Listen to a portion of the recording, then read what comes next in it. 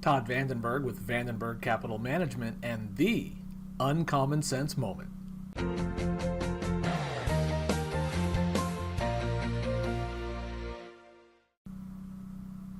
Greetings and thanks for watching. So this morning it was released that the estimate for the GDP growth rate in the U.S. is being increased from 3.2 to 3.3% in the third quarter. And typically that would be good news.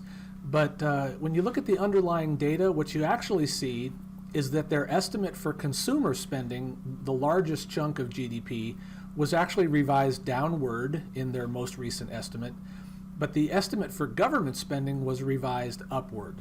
In the initial estimate, it was expected that government spending was going to decline by 0.1%.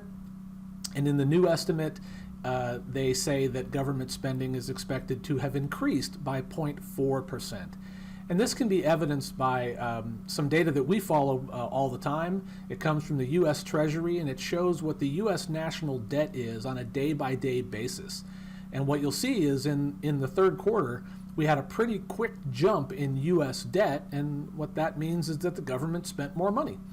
So not a surprise to us that the estimate was revised upward, and really not a surprise that government spending is the biggest cause. So as you're seeing this data in the news, something that may look positive may not actually be positive. You may ask, so why isn't government spending positive for the economy? And at the risk of diving into politics, what I'll say is that the government spends the money that it, in theory, takes from you and me, taxpayers. So the more the government spends, the more it has to take from us. So it's not really adding to the economy. It's just shifting that money around. We would much prefer to see increases in consumer spending because more people are working, increases in business investment because companies are trying to grow and then they hire more people. That's where we'd prefer to see growth. So I hope that was your moment. I hope you enjoyed it. If you did, give us a like, give us a share, and we'll be back in a couple of days with another Uncommon Sense Moment. Thanks for watching.